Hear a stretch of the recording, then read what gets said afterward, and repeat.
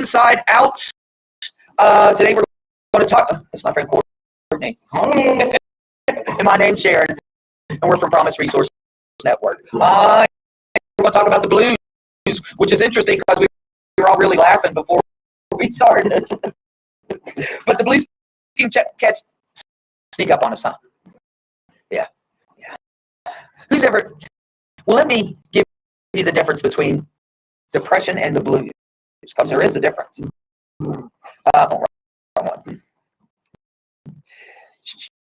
Feeling blue or being down in the dumps are ways of describing feelings of sadness or melancholy. True depression has a host of other symptoms in addition to sadness. They may include significant weight loss or gain, insomnia, interest in daily activities, feelings of guilt, helplessness or hopelessness, fatigue and loss of energy, and poor concentration. So the blues are more like a daily thing. Something you might wake up on. Depression is something that's ongoing, a long process. I think like the blues, sometimes just the weather, it doesn't necessarily have to be something that's, majorly going on in my life. It's just like that has consumed me, and I'm just like locked in, and I just can't get out. It's like, it's not rainy day, or my hair didn't turn out right today, or you just might not be feeling it. I know. I appreciate that. It is just a day, right? But it can be disturbing, right? Yes, Rodney. Me, I kind of like owning it. I don't think anyone would have to hold that. It just be just that moment, right? And then somebody can come along and say something, and you be out of that moment into a new moment, right? So they say blues or depression, because Michael, when I'm depressed, I'm waiting. When I'm panic, I'm waiting. Right? And I'm like Bible. That means, it goes in cycles. I mean, I don't even know what I'm angry about. I don't even know what I'm angry about. Sometimes I find everything in something like music or TV or something. That's not just what's really happening. Oh, yeah. Oh, I like that. I mean, sometimes, I'm not emotionally there or something. I don't do it. I'm mad about art. But something in the jaw of my mind can tell me, that's what I'm sad about. Yeah. Absolutely. The difference between depression and the blues are that day. And I can be pulled out of that moment. Now, depression is different, isn't it? It's ongoing. It's ongoing. Yes, sir. I'm at work. I've worked my whole life, like 30 years. So now I'm at work. I'm ADHD. I'm very active. I like to move around a lot. I'm not real talkative. I can walk really fast on people. I'm at disability. I'm waiting for disability. And I've quit working. I've been very depressed lately. And Company Bruce helped, come here, helping me, said you guys just support, any lot of support. I'm very used to moving fast, talking fast, moving around people. Now I'm not doing it. It's like it's killing me. So like, trying to get it done. I'm so used to working. I've worked my whole life through like 30 years almost. And I'm starting nuts now. I'm not working. It's just totally like what I do. That's what I'm at right now. Yeah, that question, what do I do? Yes, because I found something. I'm not going to make it. Something good. Oh, hey, Alan. Okay. This is very relevant. Differentiating between the blues versus depression. Because I've been thinking that I've been depressed, but it's more accurate to say I've had the blues, for various reasons. But depression, no. I think I've been there in the past, even had this for it, but no. I think, I get the blues depending on how much I accomplish or don't accomplish in a particular day. Good point. That seems a more accurate description of what I'm going through. I appreciate that, Alan, because it is depression for me. My understanding for depression. It is a diagnosis that goes along with me because I get depression too, and it is a little deeper. It's longer. It can be more devastating, right? The blues are a daily thing based on our situation. Like Alan was talking, if I get a bunch of stuff done during the day that I had intended to do, I am not blue. I am happy. But if I stumble, if I become distracted, if I don't get those things done, I can get into the blues. Right? I can get into the blues. Hold on. Tina is in the house. She gets, hey, Sherry, it's Tina. Oh, hey. I can understand what's being said. It's all static. Oh, can you hear me? Oh, that sucks. Well, we're going to go ahead with us. If you can hear, we're trying. If you can hear us, great. If not, no, I'm kidding. We're here. Sort of, not clearly. I don't know, darling. We're going to do our best. Rodney said some of the things we can do to take care of ourselves when we got the blues. Yes, Robin. I'm sorry. That's okay. I'm going to back up a little bit, but I'm going to answer that question too. Okay. I woke up feeling weird yesterday, and I had plans. I was going to go to this non-denominational church that I used to go to. Mm-hmm. And I didn't feel good about it. I was melancholy, and I let myself there somehow. And then when I got there, I felt like I didn't belong. One of my old feelings came up, but they knew what I was like. Didn't get me out of here. Yeah. And then I went home and watched shows on it. And today I woke up a little melancholy also. And so I did a gratitude list. That's what I was going to tell you. Things to do. I did a gratitude list my whole walk here. And I'm feeling better. And I figured out that one of my problems is that I've got jealous and wanted what other people have, not what I have. In my morning meeting. Yeah. Oh, she's got that's my voice. And I realized that on my walk and realized that was ridiculous because I had everything in the world I want. So those thoughts come into your head and they can make you a little Yeah. Yeah. Yeah. That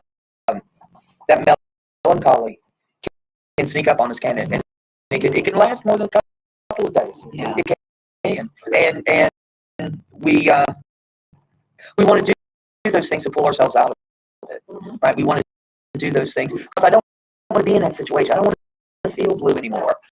I had so many blue days along with depression, so double whammy. Because I really feel like too, like I mean, recovery has gifted me the ability to like check myself. You know, like if like well, you know, what's happened throughout this day.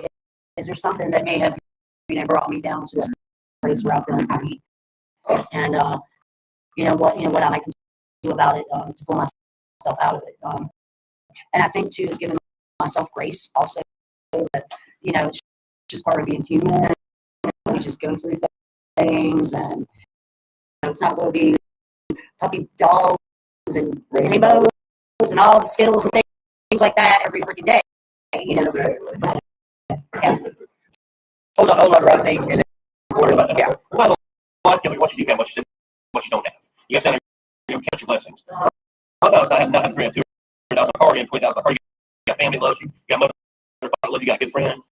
You might have money, but you have things that buy with money and things. Those kind of things. You got to write what you do have, so what you don't have. That's right. You're right. That's right.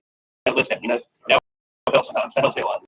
That is Robin walks in her gratitude, and I love that. Rodney. Now, oh, that was great. Good report said. Gratitude about it, right?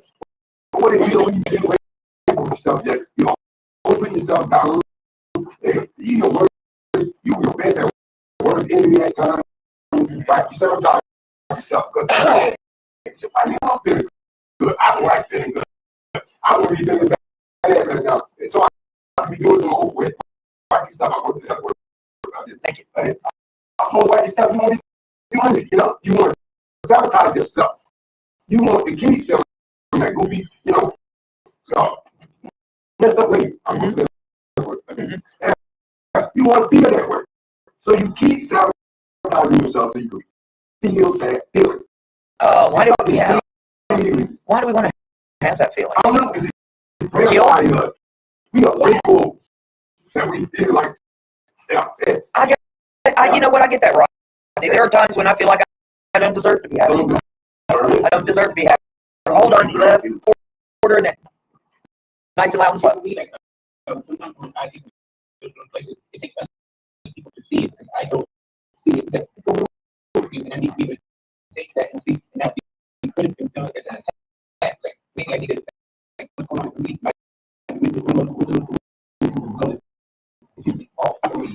That's why I feel Yeah. what happened. That's why I struggle so much because I can see that what's happened 2 days ago. I deal with the moment in it, and that's what I'm doing. The moment is still creating best. Sometimes I have perfect just let go of it. I have no control. I have control of the weather. I have control of what other things are my control. And you give me more power. I like what you said about if there's one spot in the 8 dimensions of wellness that is not being met in me, it can take me to that place. Absolutely. Yes, sir. And the 8 dimension, hold on. 8 dimensions of wellness. If one of those is out of whack, it can cause that feeling. Yes, sir.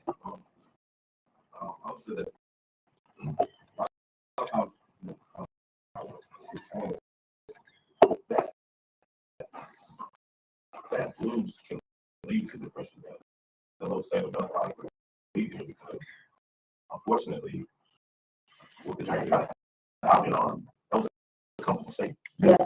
I don't get anything done, but at that moment, when I can just say forget it all, Yeah. and just lay in the bed or do whatever, just nothing productive. There's nothing for me to think about what's easy. There's nothing for me to worry about messing up. Yeah. So never use the word work.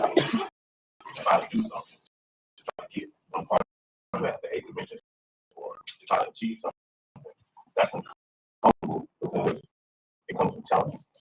And here it comes.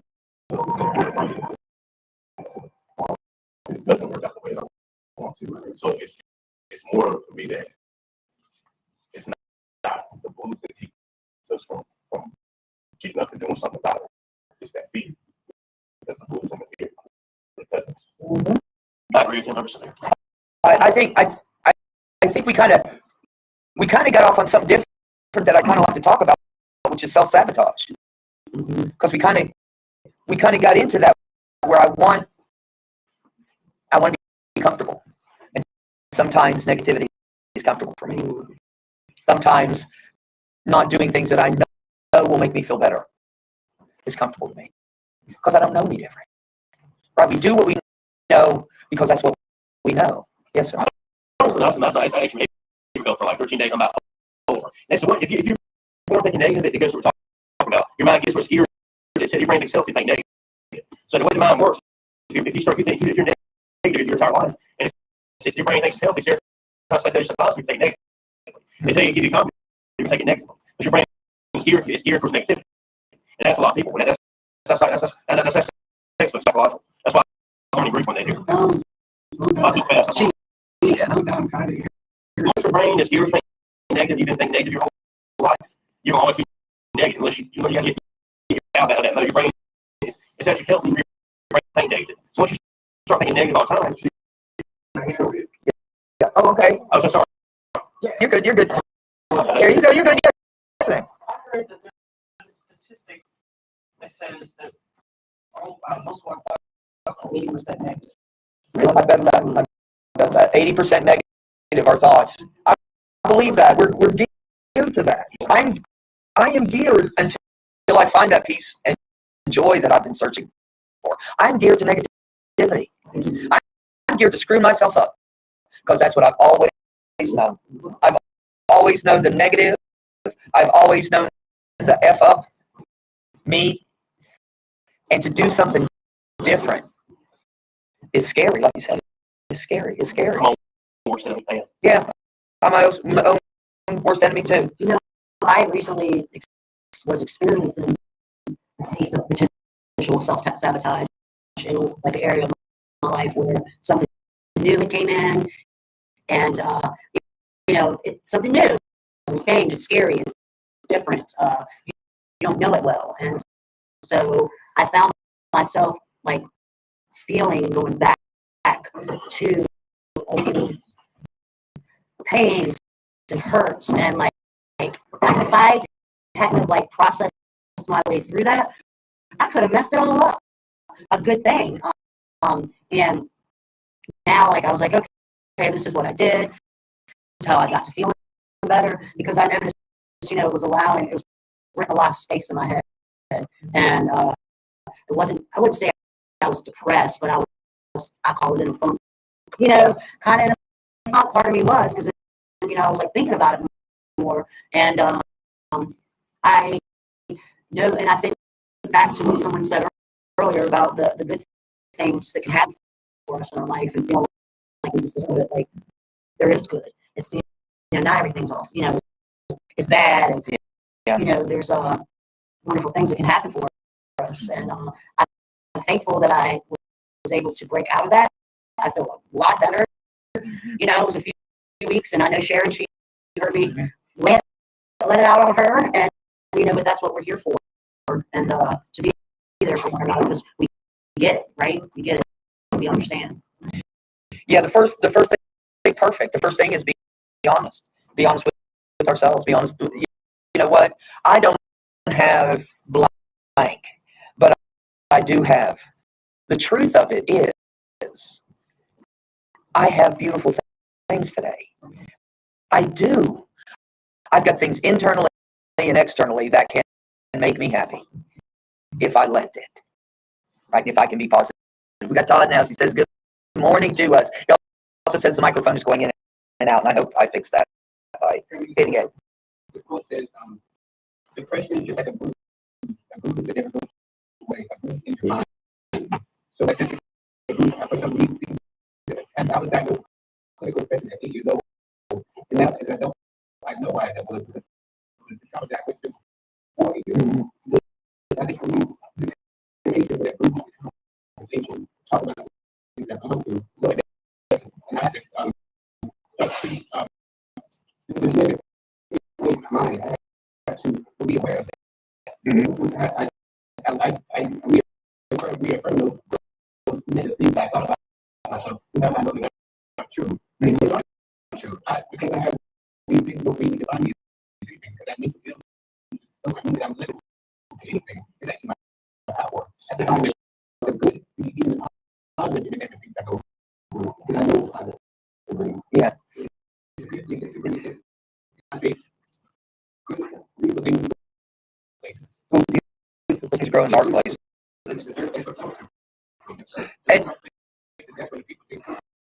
And I appreciate that honesty that you've got, that you're honest with yourself, and you're honest with other people too. We need, what's the next one? Hold on. We got a few of them. Hold on. I got to build, create community. Create community is one of the biggest things we can do. Medication and hospice, sure, medication is only 30% down, so medication will help you 30%. So the rest of 70% of that you got to take care of. Depression medication will take your 30% of the battle. You ever since you got to take yourself out, take care of it. That's why I learned hospital. It's only 30. Medication's like 30%. As on medication only helps 30%. I may be wrong. I'm not sure. 30% of the journey. The rest is action. Dang, I was up for that magic pill. Shit.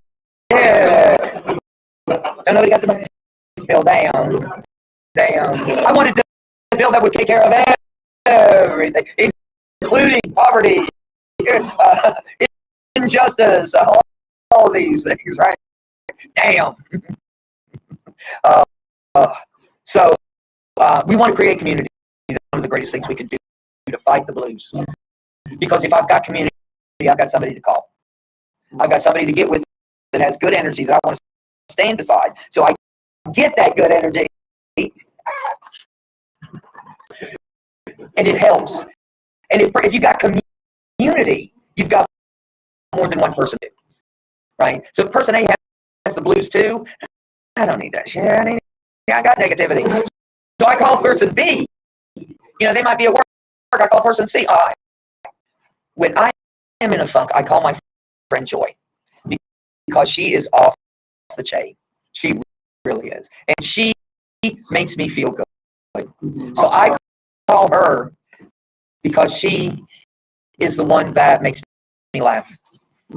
And when I laugh, I feel better. Eric's in the house. What's up? What's up? So creating a community is a big thing. And I'm sure a lot of you feel like, hey, I go over to PRN this morning, and there's class, there's going to be some people hanging out, there might be some snacks. I mean, whatever is your motivation. I mean, I'm pretty sure a show of hands, everyone say, I'm feeling a little bit better today than I did when I showed up. Or it could be a thing of you showing up because you do feel good, and that, that helps others. That can be a motivation as well. Absolutely.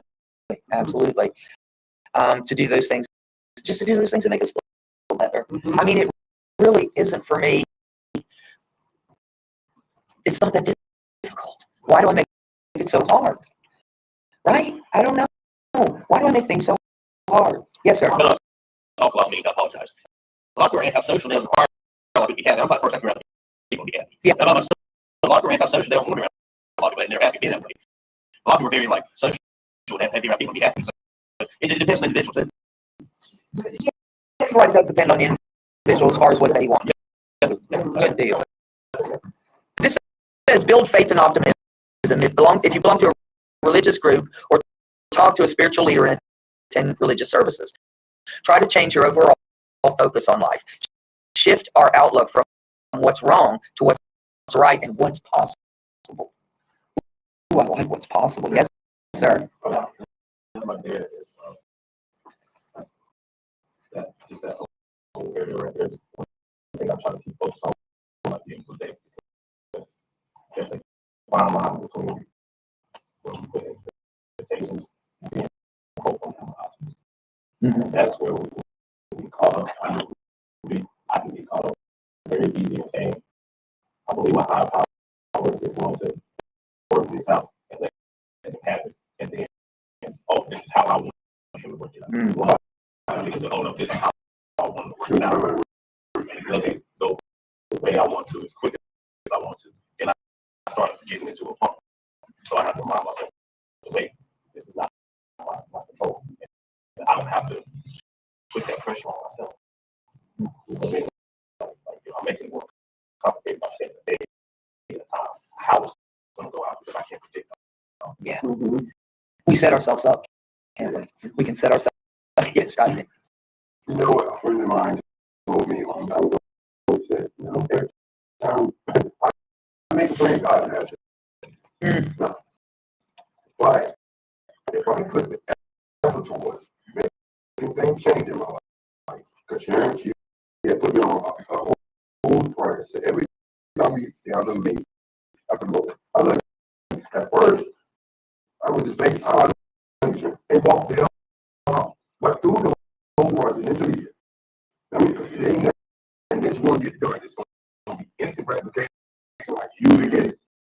So it took me practice of saying that to really feel that connection between me and her.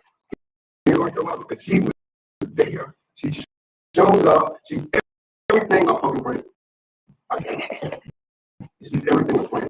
She's the whole thing, the whole thing of friendship. She shows up. And that's what I created friends do. The one that shows up is my friend. I got you. But I kept getting in practice after I practiced. It got comfortable to me. So, even though sometimes I have to do that feeling of something really, really heinous to happen right now. And I'm going to be part of it because I don't want nothing good. Right? I like everything because that's how I was growing up. You touch on all that. I got all that. But if put me into a mode. If I'm not getting that, then something's wrong. So I had to change the mode. Just having to, mental challenging kind of day, hassle, right? And then it was nice, but it didn't really gratify me because I always like to try to strategy like The more I practice, the easier it gets, and it does. And we I didn't come here with love, but the more I practice love, the easier it gets. You know, like Rodney said, I say I love you. You don't believe me. You know, I think that was one of the most important things about my recovery. That when I came, when people were showing up for me, and when I was just had came from a place of complete isolation, and was I didn't want to be around people. I was experiencing social anxiety at first, like it was all this stuff. And once I realized that, okay, these people are like, okay, it's okay that you can show up for them as well. And once I started doing that, then I started showing up for myself more, and it just kind of grew into this thing to where, now I have this feeling of like, I want to put in, I want to give back. I don't want to just take all the time, because I was like a succubus. I just wanted leech, wanted what you have, I'm taking it, and I'm hit the road. That'd be it. And my relationships now, they've changed, and how I see them, it makes me feel better about myself, And I didn't even realize that when I covered it up with substances for so long, all that guilt and pain and blues and all of that stuff was because really deep down, I didn't like what I was doing to people. I might tell myself that it was okay because I was getting what I wanted, but I didn't. It's hard when they say it's hard for you to like look yourself in the mirror and look back at yourself. It was all of that stuff. Yeah, that's hard stuff. That's hard stuff to really look at ourselves and choose. Really choose to do something different. And when we get that family, that tribe, that wolf pack. I like wolf pack. It makes a big difference. It does in ourselves and in them. And the more I try, the more I experience good things in myself. It's easier. Yes, That's what I was going to say. I don't have to achieve so much, but that's what I've done. It takes hard work, or it's hard for me. You really have to push yourself to do it. And I've had depression all my life, and I know that I have to push myself. I'm not going to get any results if I don't push myself out of it. And scary. Very scary. Yeah. Fear is really embarrassing. Yeah. But I got to push myself. Yeah. Because I'm tired of where I am. So what am I going to do? I want to choose today something different. Because I'm used to that sabotage. I'm used to that screwed up shit. And I want consistency so I can want that screwed up shit. Just because I don't know any better. Or even if I know, look at that grin. God dang. Hold on, I'm not making it on you. I'm just noticing your grin. All right. Okay, go ahead. Like, what if he asked me, he said, well, you see yourself 10 years from now? I said, I know, I don't care, but anything, I'm excited, right? I'm excited because, I used to be, fear the unknown, right? It used to just bother me, the unknown. I don't know, he's fighting me. But as I spend the years, look, I'm excited for the next minute, second, moment. I'm excited. I want to know I'm prepared for whatever comes to me now, right? And then I had to practice.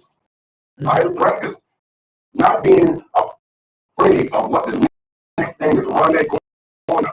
Because I can deal with it. And the more I experience, the easier it gets. The easier it gets. So, Yes, sir.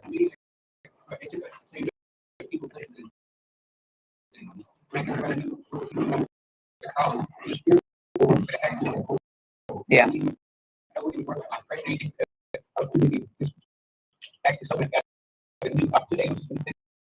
Back here, that was my definition. How would that person do that?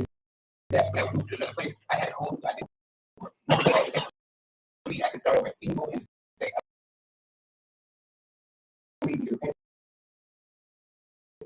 Now, the choice. I can so low. I think to do my being everybody that you be here. I have finding my purpose. It gives me understanding, know that everything I go through is just a part of it. It is. The good thing that is that is me. All the here. So I have to take everything and see what parts I need to learn from, what we.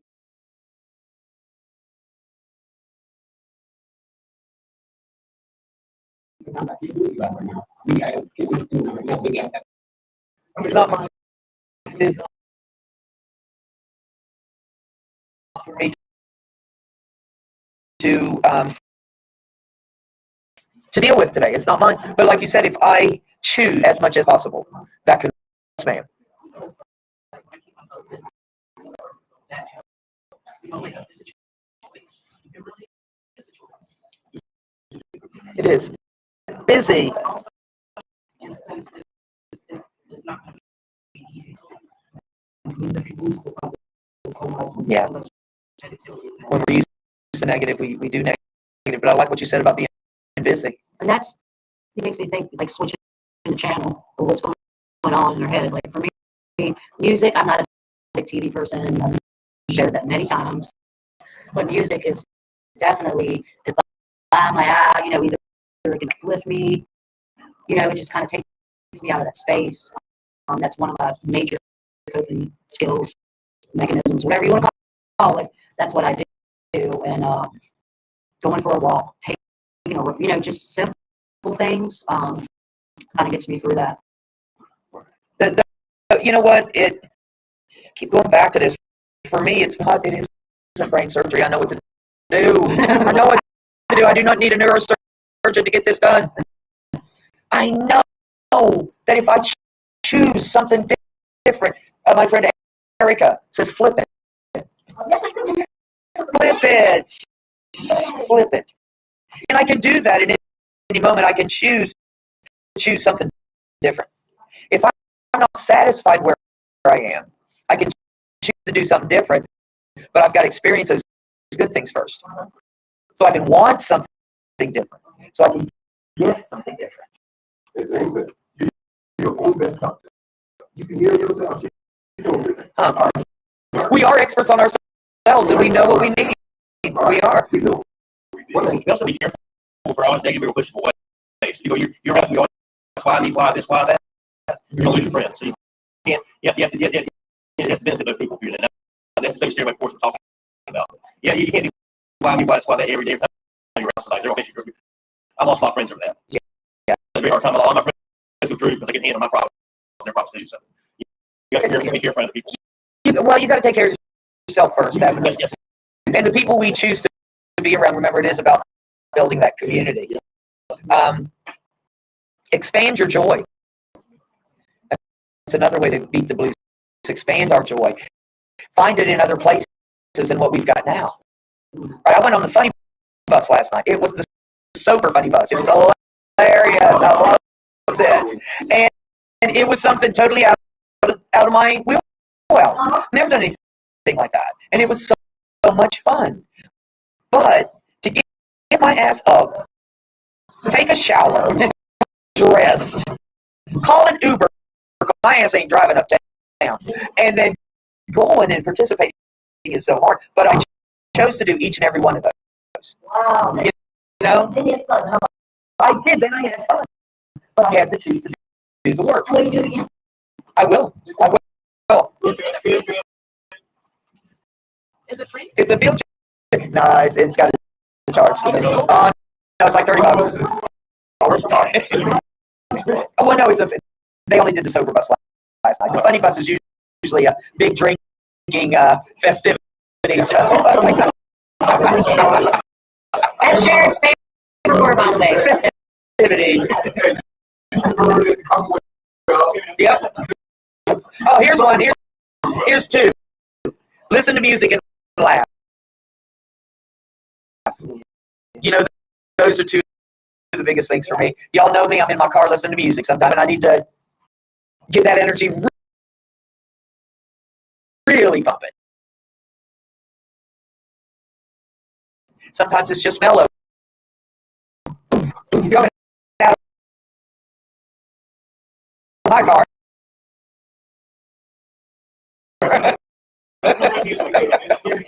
if you go back.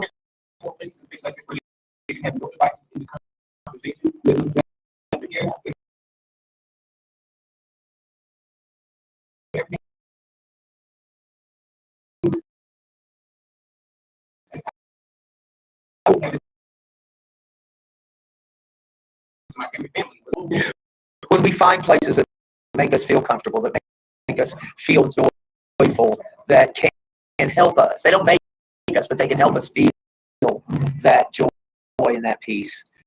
That's where I want to be. I want to be where I'm safe. I want to be where I'm happy. Feed the spirit. Feed the spirit. You know, I mean, ever since, you know, in the beginning, when I first got into a place like this, right? You know, I was young, really, you know, I mean, my friends told me, you want to go with them widows? Yeah, you don't call us that. But, you know, it seems like in every state, city, everywhere I've been, I run most things like that. And this it was just our pure chance. I brought in, you know? But I was thinking about it, and it's always been a place with my spirit. Being around y'all that go on nuts. That stigma that's out there. But I tell you what, when we stick together, we have fun, don't we? That's the coolest part. Yeah. When we stick together, we have fun. All right. Hey, I'll tell you, let's wrap it up. Any last comments? Also, like different Christian backgrounds. We have lots of Christians who are atheists. Summer, whenever we are getting along, we're having a conversation. The world's more like that. We would be better off. Everybody else group are all different backgrounds, so different religions, different whatever. But we're getting along. We have a conversation. That's great. You know, you always extend each other show respect. We're talking. And says, I love the streets. It's very neat. And that's something a lot good. That's where all respect each other. It's all respect. Right? I heard it. And accept respect. I would just say at the end of the day, no matter whatever differences is, religious beliefs, all the things, we all just want to be happy. We all want to, you know, we want to enjoy life. We want to experience life, and that's what we all have in common. Absolutely. There was a joke, and I don't know if I can find it or not. I can't find it. There was a Jewish person, a person that was Muslim, and a person that was a Christian all walked into a bar, and they had a good time. It doesn't matter. Those divisions that we think matter don't matter, right? When we come together, that beats our blues as a whole, right? Because we are our community. When one of us is down, we want to lean into that person and love them. Remember, some of us, when we came into certain places and said, I want to be different, there were people that gathered around us to lift us up. I want to do that today. I want to lift up, because when I lift up, I get lifted. Right? The higher we get, the higher we get. Right? I'm not farting. I'm being lifted. Oh, what do we do with that? If you've got the blues, you ain't been paying attention. So, we good? Yeah. I want to thank the crew in here. I want to thank the crew out there. Two things. Warm line. Call us 24/7. If you need somebody to talk to, and her, call us. We have peer support specialists on the line 24/7 to talk to you about what's going on, to give you resources. If you're feeling blue. If you're feeling blue. 833-390-7728. 833-390-7728. And the other thing, share this. There might be somebody that needs this information. Somebody you went to high school with, a cousin, you know, you maybe today. So go out there and have a fabulous day. Keep peace, share love, and recovery.